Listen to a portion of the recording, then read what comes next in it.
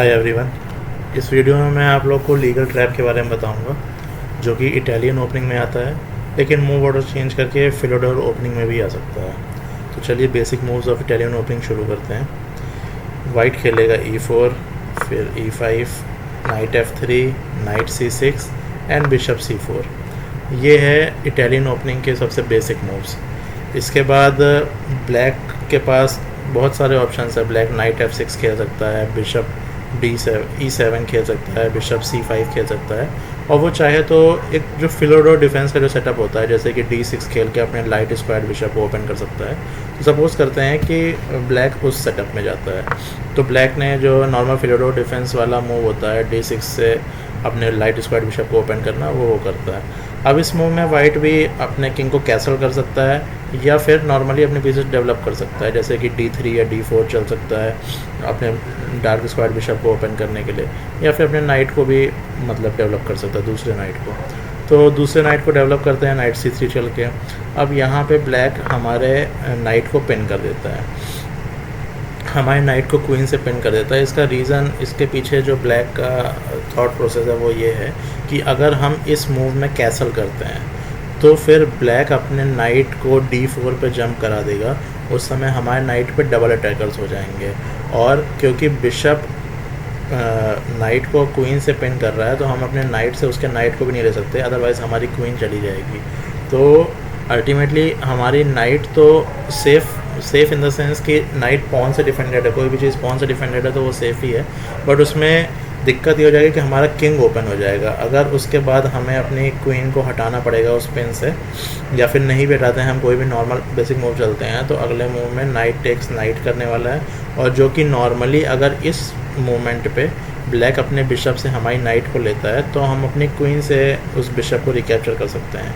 But castle करने के बाद अगर वो नाइट D4 चल देता है, उस समय अगर हम क्वीन से रिकैप्चर फिर हम नहीं कर पाएंगे, फिर हमें अल्टीमेटली अपने किंग के सामने वाले पॉन G पॉन से हमें रिकैप्चर करना पड़ेगा और हमारा किंग ओपन हो जाएगा, जिससे हम कई अटैक का हमें सामना करना पड़ सकता है।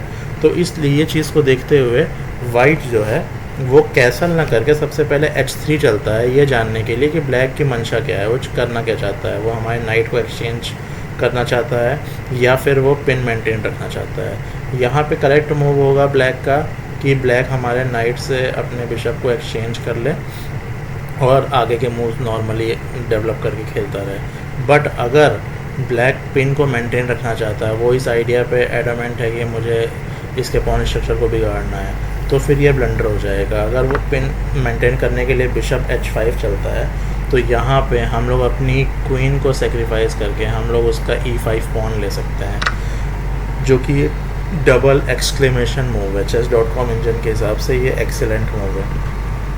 अब यहाँ पे ब्लैक के पास दो ऑप्शन है, फिर से ब्लैक को एक लास्ट मौका मिल रहा है अपने आप को रिडीम करने का। अगर ब्लैक हमारे नाइट को ले लेता है तब तो ओके मूव है, हम उसके बिशप को ले लेंगे और अल्टीमेटली हम पॉन अहेड हैं। बट अगर ब्लैक ये सोचता है कि हमने गलती कर दी है और वो झट से हमारी क्वीन को ले लेता है, तो ये सबसे बड़ा ब्लंडर हो जाएगा, बिकॉज इसके बाद इवैल्यूएशन बार एकदम से शूट अप हो जाएगा और ये मेट इन 2 शो कर रहा है।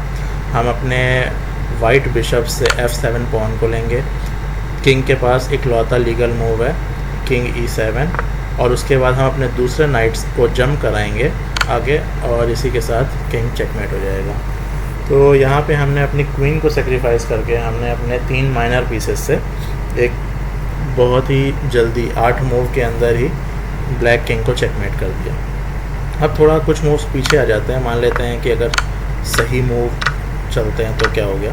तो जैसे इस जगह पे अगर मान लेते हैं कि ब्लैक हमारी क्वीन को ना लेके नाइट को ले लेता है, तो इस केस में हम लोग उसके अनडिफेंडेड बिशप को ले लेंगे।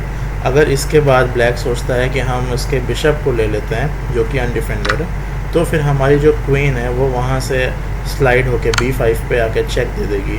चेक के बाद ब्लैक चाहे तो C6 चल के या फिर क्वीन D7 चल के अपने किंग को प्रोटेक्ट करेगा, मतलब चेक से बचाएगा, या फिर किंग को मूव भी कर सकता है, बट अल्टीमेटली ब्लॉक करना ज़्यादा सही है, एटलीस्ट कैसलिंग राइट्स बचे रहेंगे। तो उस केस में हम किसी भी तरीके से वो ब्लॉक करें, हम उसके नाइट को ले लेंगे। तो इस पूरे प्रोसेस में हमारे 2 पीसेस गए, उसके 2 माइनर पीसेस गए और उसका एक पॉन भी गया। We are still a pawn ahead.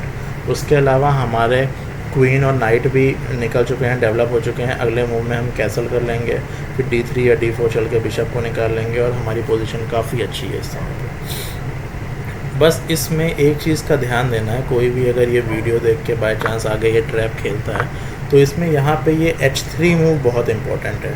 ये H3 मूव इसलिए इम्पोर्टेंट है क्योंकि अगर बाय चांस किसी ने ट्रैप देखा और उसने मूव ऑर्डर थोड़ा बहुत मिस कर दिया और उसको लगा कि जैसे ही बिशप यहाँ पे आएगा तो हम डायरेक्टली नाइट टेक्स E5 चल सकते हैं, तो ये वाइट की तरफ से ब्लंडर हो जाएगा।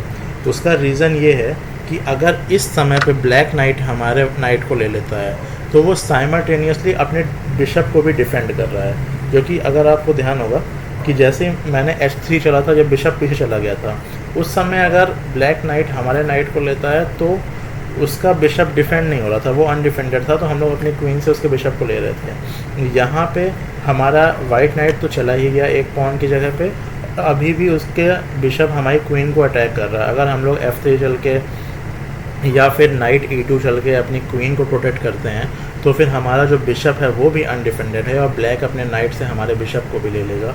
तो अल्टीमेटली ब्लैक जो है वो 2 पीस हेड हो जाएगा कम्प्लीटली विनिंग पोजीशन में। तो इसलिए आप लोग H3 मूव डेफिनेटली याद रखिएगा कि H3 चलना है। अगर आपको ये ट्रैप कभी भी आप अपने अपोनेंट को पाते हैं ऐसी सिचुएशन में तो H3 मूव चल के, और उसके बाद भी अगर वो हमारे नाइट को ले लेता है फिर तो नॉर्मल मूव चलते रहेंगे। बट जस्ट इन केस वो गलती करके पिन मेंटेन रखता है तो फिर उसके साथ फिर जो मैंने ट्रैप में आपको बताया वो आप मूव चल के आप जीत सकते हैं। तो बस यही था। Thank you so much. I will see you soon in next video. Bye bye.